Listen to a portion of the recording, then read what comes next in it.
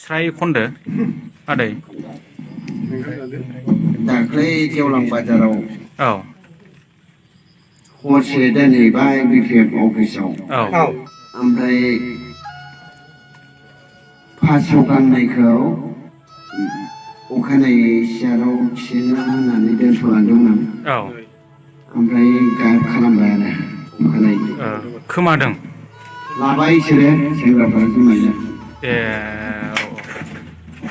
जारलाथार बबे बबे बबे अफिस होनदों बिपिएफ औ बिपिएफ माबे अफिसाव गेवलां बाजार कुसुगाव एरिया नामा कुसुगावआवनो गोलैयो खोमा बबे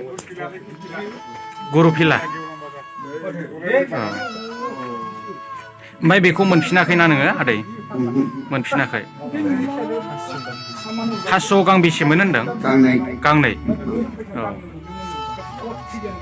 गांसेया गोमादोंना गांनैबो गोमाया गांनै गोमादों बेखौ मोनफिनाखैना सोंदोंमोन नामा नोङो बिसिनाव सोंफिनदोंमोन नामा आं सोंनो मोनासै ओमफ्राय अखानायै लेदार देरसिना 150सो गावनिफ्राय पकेटनिफ्राय हरनानै गारि हमनानै फाथायहरफिनदों नोंखौहाय जोंनि लकेल बाजाराव नोंखौ दोनबा जोंना लकेला बाजार जानाय नङा